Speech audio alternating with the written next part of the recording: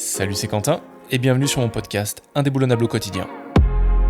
Tu trouveras ici tous les concepts et les conseils pour développer un leadership personnel puissant et prendre la pleine responsabilité de ta vie. Je suis ravi de t'avoir à mes côtés pour ce nouvel épisode et maintenant, ce que je te propose, c'est de démarrer.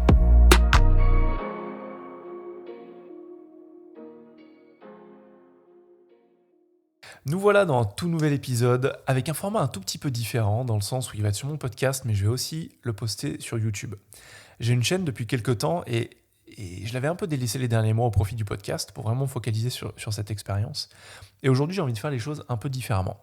Donc nous voilà dans ce nouvel épisode sur lequel j'ai envie qu'on parle d'un sujet qui est hyper important mais très peu creusé par la majorité des personnes, c'est celui de la volonté. La volonté, il y a une science derrière. Il y a beaucoup d'études de chercheurs d'Harvard, de Stanford, qui se sont demandé ce que c'était la volonté, est-ce qu'on pouvait la recharger, comment est-ce qu'elle fonctionnait, quel était vraiment en fait son intérêt et son impact sur notre vie au quotidien. Et il y a, on va dire, la synthèse de ces recherches qui nous montre une direction.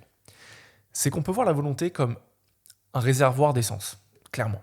Le matin, on se lève, ce réservoir, il est plein.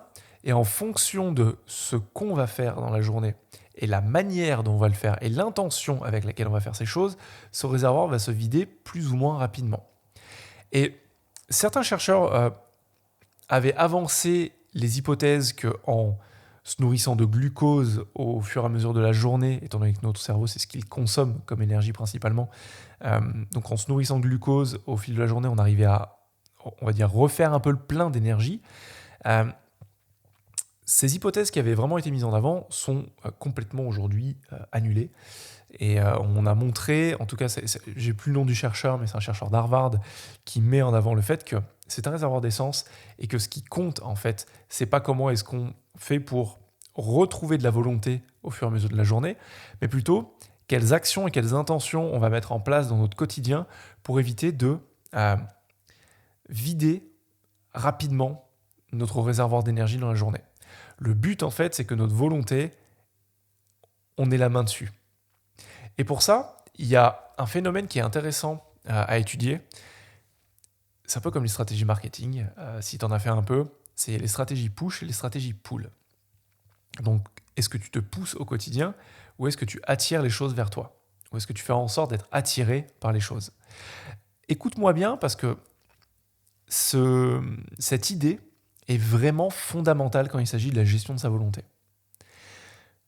Quand je vois la manière dont la plupart des gens évoluent, et moi-même, il y a encore quelques temps, je le fais beaucoup moins aujourd'hui parce que j'ai découvert cette stratégie que je vais te partager dans quelques instants, c'est de se dire que la majorité des personnes évoluent au quotidien à travers des émotions négatives.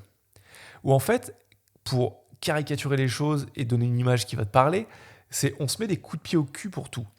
On se met des coups de pied aux fesses pour se lever, on se met des coups de pied aux fesses pour manger correctement, on se met des coups de pied aux fesses pour pas manger n'importe quoi, des petites sucreries, pas grignoter, on se met des coups de pied aux fesses pour faire ce projet, on se met des coups de pied aux fesses pour aller solliciter ce client, pour le démarcher, on se met des coups de pied aux fesses pour faire ses factures, on se met des coups de pied aux fesses en fait pour tout. Le problème là-dedans, c'est que quand on se met des coups de pied aux fesses, on est dans une stratégie pousse. Enfin push quoi, on se pousse, on fait que ça. Le problème c'est que ça nous fait évoluer à travers des émotions négatives. Des émotions, en fait, on n'a pas envie d'y aller, mais on se force à y aller. Le problème avec cette stratégie, c'est que c'est un peu comme si tu étais en montagne, avec ta voiture, le pied au plancher en fond de seconde, en disant « Allez, faut que j'ai du gaz. » Tu grilles ton carburant hyper vite. Alors qu'il y a des stratégies extrêmement simples qui visent à passer de stratégie push, donc où j'ai tendance à me pousser pour faire les choses, à une stratégie pull. Et comment passer de l'un à l'autre ? C'est de se poser la question suivante. Comment est-ce qu'au lieu de me pousser systématiquement, donc en générant des émotions négatives pour faire telle ou telle tâche au quotidien, je peux finalement rendre les choses plus sympas ? Comment est-ce que je peux rendre les choses plus joueuses, plus fun, plus attirantes, plutôt que de tout le temps me pousser à l'action ? Comment est-ce que je peux faire en sorte que cette action m'attire ? Et ça, c'est un travail que j'avais fait avec mon premier coach il y a quelques années, où il m'avait transmis la chose suivante, c'est que j'étais jeune entrepreneur et un des trucs que je détestais faire et que je prends toujours pas de plaisir, mais j'ai un peu changé les choses, c'était faire mes déclarations URSSAF. Ça, c'est un truc horrible. Quand tu démarres, c'est quelque chose que tu n'aimes absolument pas faire. Sauf quand tu aimes les chiffres et que tu as un aspect comptable dans ton esprit, ce qui n'est absolument pas mon cas. Mais c'était quelque chose que je détestais faire. Et il m'avait posé cette question. Comment est-ce que tu peux faire en sorte de, plutôt que ça te prenne 2 heures parce que tu te forces à faire les choses et que ça te siphonne ton énergie, faire en sorte de le faire en une demi-heure et que ça te bouffe le moins d'énergie possible. J'étais resté un peu quoi, pour tout avouer à ce moment-là. Mais il avait soulevé un point vraiment intéressant. C'était celui de se dire que je pouvais gamifier n'importe quelle situation. Et en fait, je me suis rendu compte que, même pour travailler en général, un truc que j'adorais faire, c'était de me dire comment est-ce que je peux faire cette tâche le plus rapidement possible pour me dire que je vais vraiment vite fermer mon ordinateur le plus tôt dans la journée et pouvoir faire ce que j'aime le plus, c'est-à-dire faire du sport, méditer, profiter de l'air, profiter de la vie, quoi. Et en fait, j'ai appliqué la même chose pour mes déclarations URSSAF. Je me suis dit, c'est mon état d'esprit qui est pourri quand je l'ai fait. Et ça me bouffe en 2 fois plus d'énergie parce que mon état d'esprit est pourri. Alors comment est-ce que je peux transposer les choses pour les rendre plus fun ?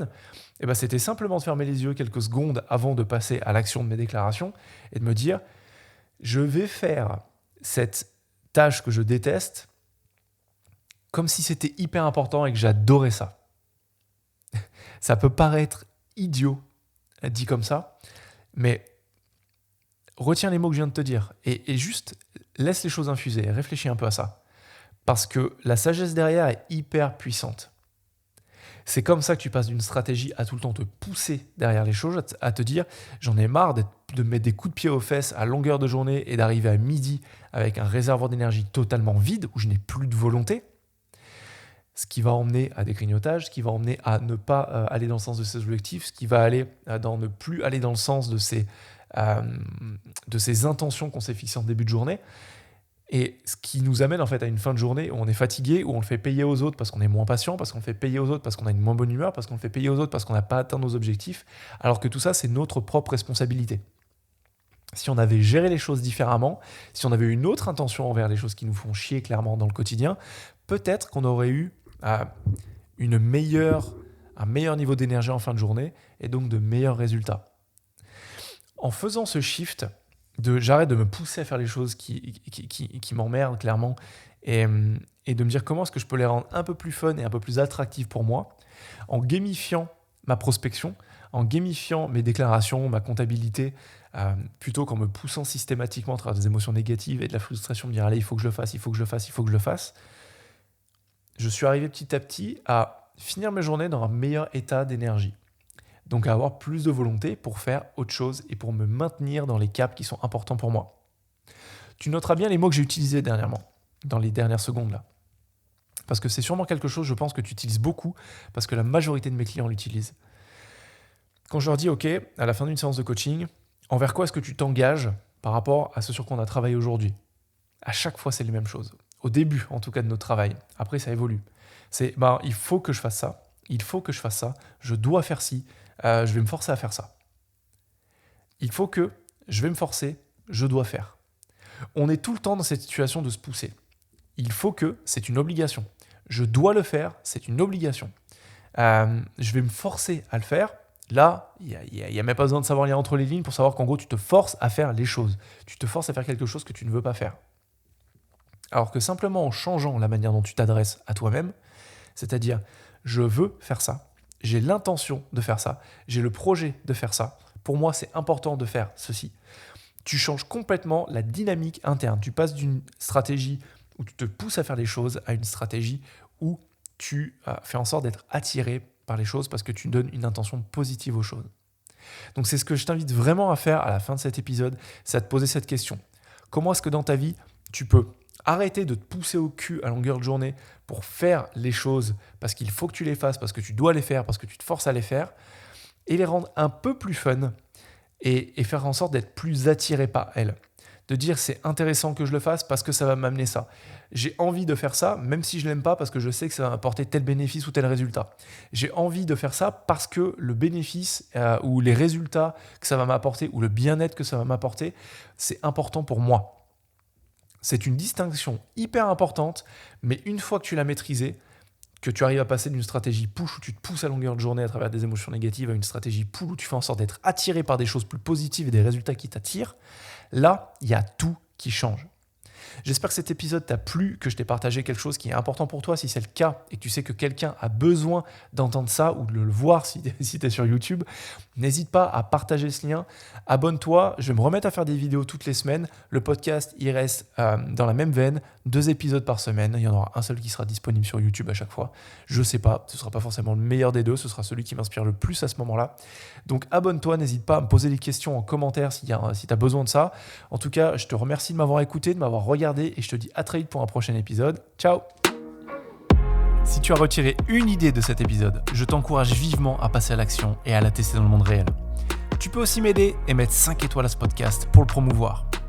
Enfin, si tu veux aller plus loin, je t'invite à rejoindre ma newsletter en description dans laquelle je délivre mon meilleur contenu, mais aussi à lire mon livre indéboulonnable, Stratégie pour renforcer son esprit et son mental.